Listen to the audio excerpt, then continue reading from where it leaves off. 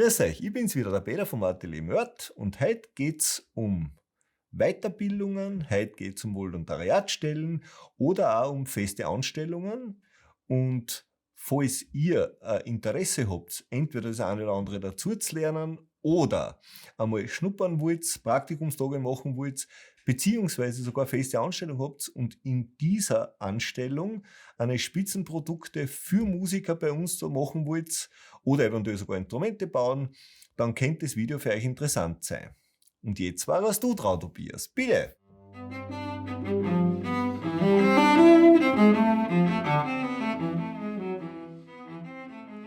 Also anfangen tue ich jetzt einmal mit dem Volontariat. Ein Volontariat ist dann möglich, wenn schon ein gewisser Bezug da ist zum Instrumentenbau. Sprich, wenn jemand einmal in dem Beruf gearbeitet hat oder gerade in dem Beruf arbeitet, wenn jemand in einer schulischen Ausbildung ist, sprich in einer Geigenbauschule zum Beispiel oder in einer Lehre ist und der möchte einfach was anderes noch sehen, wie machen das andere Leute und. Dann ist so ein Volontariat ganz gut. Das heißt, man kriegt keine Kohle dafür. Auf der anderen Seite, man muss auch noch nichts zahlen. Ja? Da gibt es ein paar Gesichtspunkte, die wichtig sind, nämlich zum Beispiel, dass also eine Unfallversicherung besteht, nicht nur da in der Werkstatt, falls sich einer beim Werkzeugschleifen mit dem Schleifstab ein bisschen die Finger einschleift oder falls eben auch am Weg zum Atelier her oder wieder heim ein Unfall passiert, das muss versichert sein. Da unterscheidet man jetzt ganz einfach gesagt zwischen einem Österreicher, wo das relativ unkompliziert möglich ist, dann zwischen einem EU-Bürger und zwischen Leuten, die von irgendwo anders auf der Welt kommen. Eine Voraussetzung ist, dass man sich halbwegs mit den Leuten verständigen kann, das heißt Englisch wäre nicht schlecht oder eben Deutsch oder, naja, keine Ahnung, andere Sprachen halt im Brocken. Nicht? Wenn es ein Österreicher ist, geht es eigentlich unkompliziert. Sobald es ein EU-Bürger ist, müsste er mit seiner eigenen Sozialversicherung in seinem Land das klären, dass es ein Volontariat möglich ist. Und ist es jemand, der von Asien oder von Amerika oder von sonst wo kommt, dann geht das auch. Der muss dann im Prinzip über das Arbeitsamt in Österreich eine Bescheinigung kriegen, dass er so eine Volontariatstelle machen darf, dann ist das auch kein Problem. Also Wege gibt es, wurscht, wo wer herkommt. Ja? Das nächste ist, dass man gegen Entgelt eine, sagen wir mal, Ausbildungseinheiten kriegt in Form einer Weiterbildung. Das ist meistens sehr klar definiert, wenn es um irgendwelche speziellen Sachen geht, die ihr zum Beispiel aus die Videos nicht außersehen könnt. Oder ihr sagt euch, ich will mir das zeigen lassen, weil das ist mir trotzdem nicht so ganz klar. Dann habe ich als Videohersteller auf gut Deutsch gesagt, das nicht so gut gemacht. Aber dann gibt es die Möglichkeit auch, das ist sehr unkompliziert, das ist so, wie wenn man eine private Geigenstunde nimmt. Nicht? Im Zuge eines Volontariats zum Beispiel oder im Zuge einer Fortbildung oder Weiterbildung lernen wir natürlich die Leute auch kennen. Also bei mir ist es nicht notwendig, dass jemand eine Bewerbung herschickt oder sonst irgendwas. Ja? Ich kann die lesen und ich kann auch zwischen die Zeilen lesen. Für mich ist es immer wesentlich, dass ich die Leute kennenlerne. Ja? Und wir suchen jetzt wieder ab sofort Leute für Festanstellung. Im Wesentlichen für zwei Bereiche. Das eine, das ist die Herstellung und Versäuberung von den hochwertigen Bestandteilen aus Ebenholz, Buchsbaum und Titan.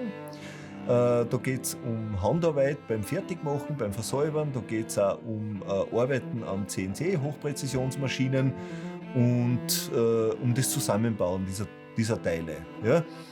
Und der zweite Sektor, wo wir jemanden suchen, das ist im Prinzip, wenn es um das Instrumente bauen und um das Instrumente restaurieren geht. Ja?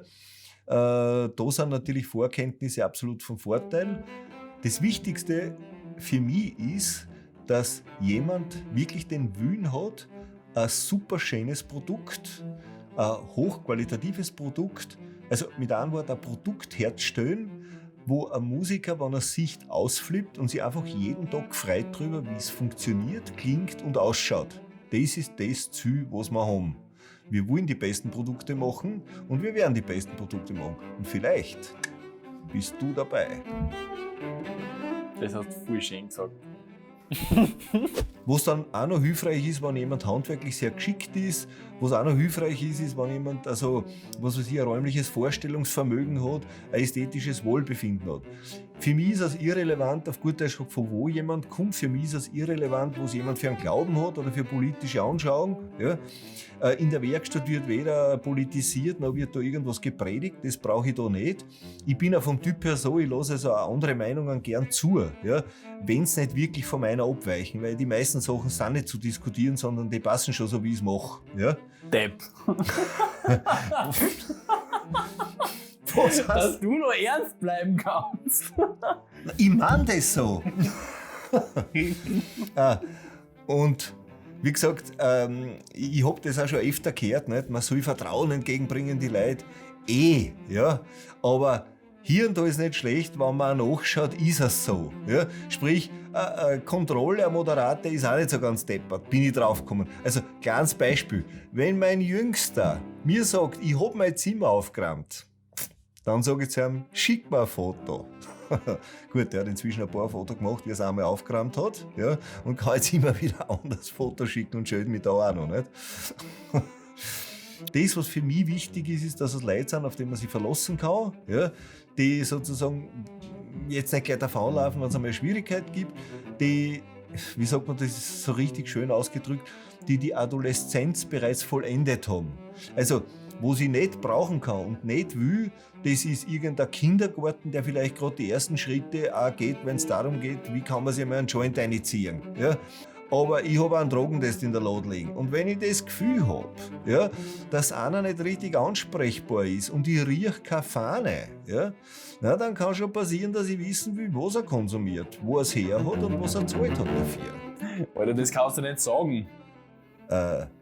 Ich will wirklich keinen, der da irgendwo hinterm Haus anfängt, ein bisschen so Outdoor-Barber herstellen. Das brauche ich alles nicht. Outdoor-Barber. Oh Da hauen sie alle an, die wissen, wie es richtig gehört, oder? Damit kannst du nichts anfangen. Jetzt kannst du nicht über die Hopperlas tun. Du Ich weiß. steigerst die. Ich wollte nur schauen, ob du überhaupt noch munter bist Ja, oder halt ob du dich. schon schlafst da hinten. Ja, na, einschlafen wäre ich wahrscheinlich. Wenn es um das Thema der Bezahlung geht für die feste Anstellung, dann ist es ja klar, es gibt immer so eine Preisspanne, die natürlich sie nach der Leistung orientiert. Also, wenn wir da von ganz unten bis ganz oben was haben, dann ist das erste Drittel, das zahlen wir nicht. Weil Leute, die nur in der Lage sind, diese Leistung zu bieten, das sind nicht bei uns. Das heißt, wir fangen erst nach dem ersten Drittel an, im Mittelfeld, und dann natürlich geht es nach oben hin auch. Also, gescheite Leistung, gescheite Kohle. Wie es heißt im Film, Langsam graben 30 Schilling, schnell graben 60 Schilling. aber den Film müsste man kennen, dass man den Schmäh versteht. Also, wenn ihr Interesse habt und ihr denkt, das könnte eine interessante Stelle für euch sein, dann kontaktiert mich einfach, meldet euch. Ja? Also, es geht jetzt nicht darum, dass man gleich hochoffizielle Bewerbungsschreiben herschickt. Ich will die Leute kennenlernen und ich freue mich, wenn es passt für einen von euch. Ja? Oder eine von euch. Es sind ein paar Anfragen gekommen, wieso kriege ich keine Benachrichtigung, wenn ihr ein neues Video hochladet. Ich habe im ersten Video mich vielleicht ein kleines bisschen lustig gemacht über irgendwelche Knöpfe und über die Glocke. In Wirklichkeit ist es jetzt aber so, wenn man eine Benachrichtigung kriegen will über ein neues Video, dann geht es irgendwie gar nicht anders, außer dass man das mit Abonnieren druckt, das ist irgendwo da, dann irgendwie an der Glocke läutet, die ist auch irgendwo da, und man muss zusätzlich noch auf seinem Handy, Smartphone, wie immer das heißt, irgendwie die Push-Nachrichten erlauben. Da müsst ihr irgendwas einstellen. Sprich, entweder wisst ihr das ich hoffe, dass ich es halbwegs richtig gesagt habe, oder ihr fragt eure eigenen Kinder oder die Kinder der Nachbarn, und falls die halt gerade einmal zufällig ansprechbar sind und einen Riesel nicht die ganze Zeit auf dem Display haben, weil dann hören sie nicht zu. Aber in einer Pause fragt es einmal, wie das geht, die können euch das sicher einstellen, und dann soll es einmal kein Problem mehr sein, dass ihr die Nachrichten kriegt. Halt, jetzt gibt es schon wieder ein neues Video. Und wenn ihr noch irgendwas wissen wollt oder konkrete Fragen habt, stellt uns die gerne über die Kommentare.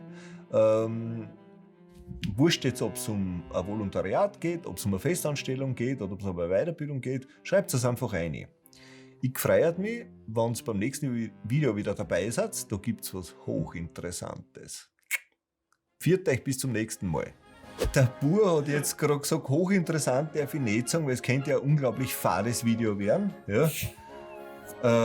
Ich frage mich jetzt gerade, ob ich da einen richtigen Kameramann, Regisseur und Tontechniker bei der Hand habe. You're fired.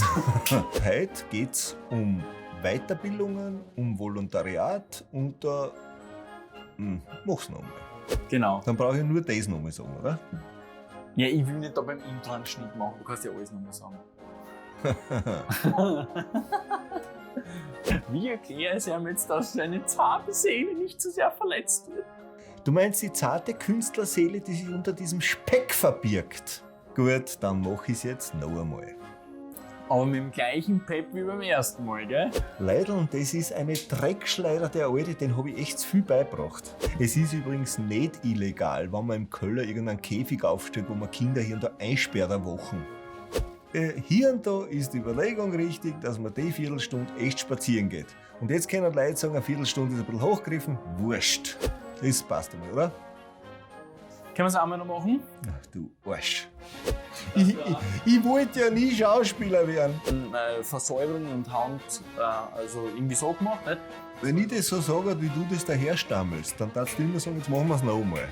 Aber mit mehr Pep. Ah, da kommt das Lehrerkind durch. Ja, super. Drucken wir mal gleich wieder einen Stempel auf. Nur weil meine Mama Lehrerin war, kann ich ja auch nichts dafür. Jetzt würde ich noch mal sagen, was... Das mit der Klosterschule. Nein.